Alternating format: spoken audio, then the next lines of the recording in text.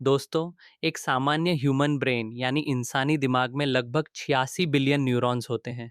ये हमारे हर थॉट विचार, हर इमोशन भावना और हर एक्शन कार्य का कंट्रोल सेंटर है। पर ज़रा कल्पना कीजिए, एक ऐसी दुनिया की जहाँ कोई इंसान अपना 90% दिमाग खो चुका हो, फिर भी वो एक बिल्कुल नॉर्मल सामान्य ज़िंदगी जी रहा हो।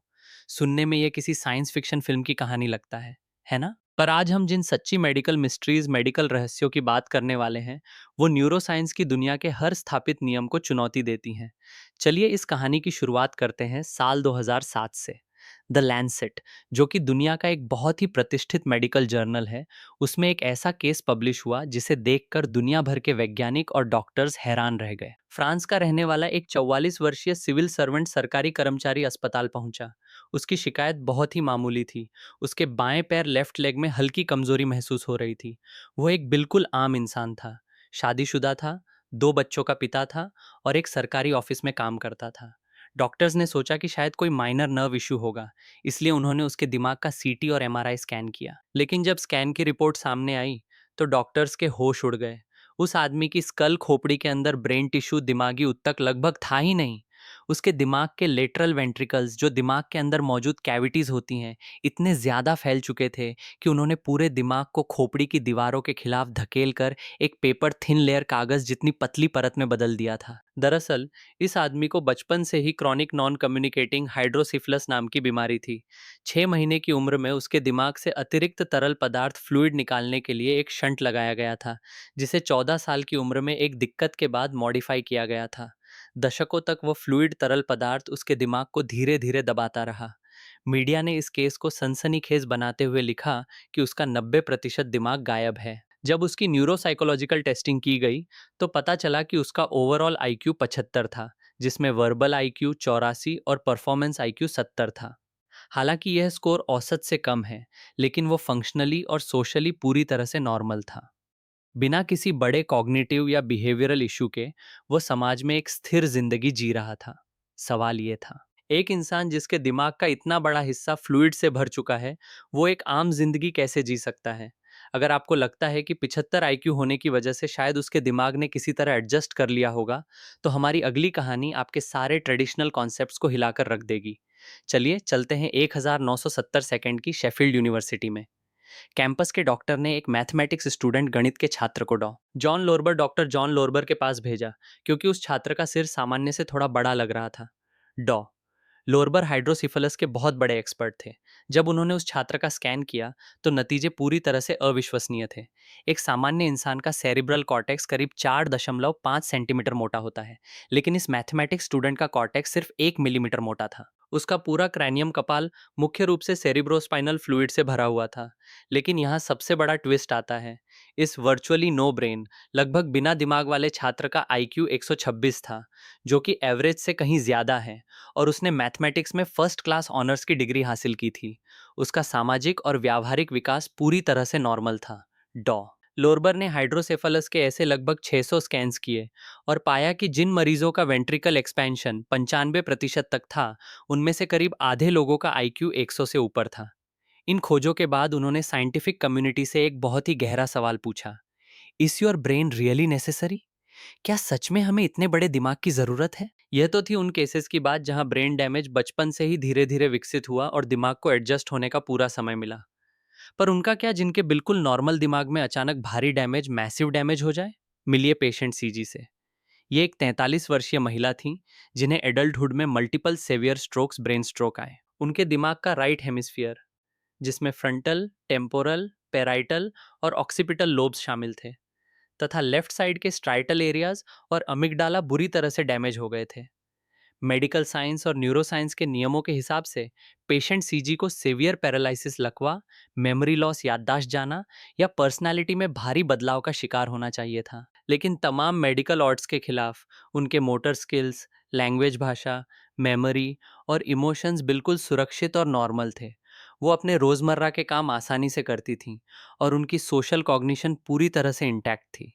इस लेजन प्रूफ ब्रेन केस ने वैज्ञानिकों को ये सोचने पर मजबूर कर दिया कि आखिर हमारा न्यूरल सिस्टम इतना रिजिलियंट, लचीला कैसे हो सकता है। और दोस्तों, प्रकृति का ये लचीलापन सिर्फ इंसानों तक सीमित नहीं है। 2019 में नॉर्थ ईस्टर्न यूनिवर्सिटी के शोधकर्ताओं ने R222 नाम के एक रैट चूहे की स्टडी पब्लिश की।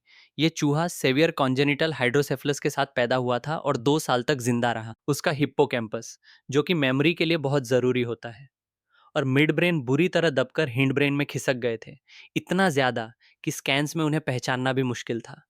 फिर भी R222 बिल्कुल नॉर्मल चूहों की तरह देख, सुन और सूंघ सकता था, और उसकी स्पेशल मेमोरी स्थानिक याददाश्त एकदम नॉर्मल थी।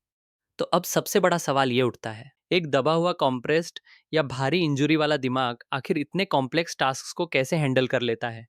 इसका एक बहुत बड़ा साइंटिफिक कारण है न्यूरोप्लास्टिसिटी, यानी दिमाग की खुद को ढालने, अडेप्ट और रिवायर करने की क्षमता। कॉग्निटिव साइकोलॉजिस्ट एक्सेल क्लीयरमैन्स ने इस पर एक क्रांतिकारी विचार रखा, जिसे द रेडिकल प्लास्टिसिटी थीसिस कहते हैं। इस थ्योरी के अनुसार कॉन्शियसनेस, यानी हमारी चेतना, दिमाग की कोई फिक्स्ड या स्टैटिक प्रॉपर्टी नहीं है, बल्कि यह एक ऐसी चीज है जिसे दिमाग सीखता है, लर्न्स टू बी कॉन्शियस। क्लीयरमैन्स का मानना है कि हमारा दिमाग लगातार अपनी ही इंटरनल एक्टिविटीज को मॉनिटर करता है और खुद के लिए मेटा रिप्रेजेंटेशंस बनाता है। जब हाइड्रोसेफलस जैसी बीमारी दशकों तक धीरे धीरे बढ़ती है, तो दिमाग अपने बचे हुए न्यूरॉन्स को लगातार अडेप्ट करता रहता है। बहुत कम आउटर टिश्यू बचने पर भी दिमाग अपने फंक्शंस को वापस स्थापित करना और खुद को कॉन्शियसली डिफाइन करना सीख लेता है। दूसरा महत्वपूर्ण कारण है रिडंडेंसी और डिजेनरेसी। हमारे दिमाग में बहुत ज़्यादा स्पेयर कैपेसिटी होती है। डिजेनरेसी का मतलब है कि अलग अलग न्यूरल सर्किट्स एक ही फंक्शन को परफॉर्म कर सकते हैं। हम इस क्षमता को पीडियाट्रिक हेमिस्फेरेक्टोमी सर्जरीज में साफ देख सकते हैं। इस सर्जरी में छोटे बच्चों में जानलेवा मिर्गी सेवियर एपिलेप्सी को रोकने के लिए उनके दिमाग का पूरा एक आधा हिस्सा हेमिस्फीयर सर्जिकल तरीके से निकाल दिया जाता है। हैरानी की बात यह है कि इस सर्जरी के बाद बचा हुआ सिंगल हेमिस्फीयर मोटर और लैंग्वेज फंक्शंस को पूरी तरह टेक ओवर कर लेता है। 70% बच्चे ठीक से बोलना सीख लेते हैं और 83% बिना किसी मदद के चलने लगते हैं। पर कुछ एक्सपर्ट्स इन मेडिकल मिरेकल्स से इतने हैरान हैं कि वो विज्ञान से भी एक कदम आगे की थ्योरीज बनाते हैं। कैनेडियन बायोलॉजिस्ट डोनाल्ड फॉसडाइक ने एक बहुत ही दिलचस्प, हालांकि कंट्रोवर्शियल कॉन्सेप्ट दिया, द एक्स्ट्रा कॉर्पोरियल हाइपोथेसिस। उनका कहना है कि शायद हमारी यादें फिजिकली दिमाग के न्यूरॉन्स के अंदर स्टोर ही नहीं होती।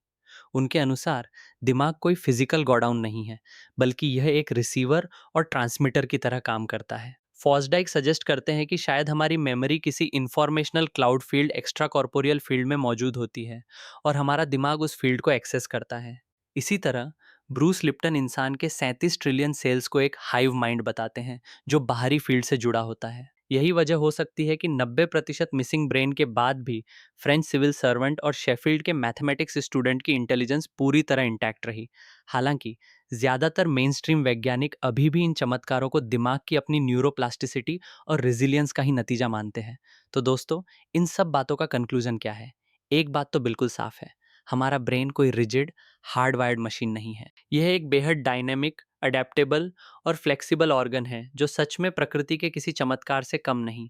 ये सभी मिस्टीरियस केसेस हमें ये सिखाते हैं कि कॉन्शियसनेस, मेमोरी और हमारी पर्सनैलिटी सिर्फ हमारे ब्रेन मास या दिमाग के आकार के मोहताज नहीं है। अगली बार जब आप जिंदगी की किसी बड़ी परेशानी या लिमिटेशन से डर जाएं, तो याद रखिएगा, आपके दिमाग में उस चुनौती को पार करने और खुद को रीवायर करने की असीम ताकत है। अगर फ्लूइड से दबे हुए दिमाग के साथ एक इंसान नॉर्मल जिंदगी जी सकता है और महज 1 मिलीमीटर कॉर्टेक्स वाला छात्र मैथ का जीनियस बन सकता है, तो इसका सीधा सा मतलब है कि हम इंसानों के अंदर जो अडेप्टेबिलिटी और रेजिलियंस, लचीलेपन का पोटेंशियल है, वो हमारी कल्पना से कहीं ज्यादा बड़ा है। ये थी माइंड और कॉन्शियसनेस के बारे में एक छोटी सी और माइंड बेंडिंग झलक। उम्मीद है आपको हमारी ये स्टोरी टेलिंग पसंद आई होगी। मिलते हैं अगले एपिसोड में ऐसी ही किसी अनबिलीवेबल साइंटिफिक मिस्ट्री के साथ। तब तक कीप क्वेश्चनिंग, कीप लर्निंग।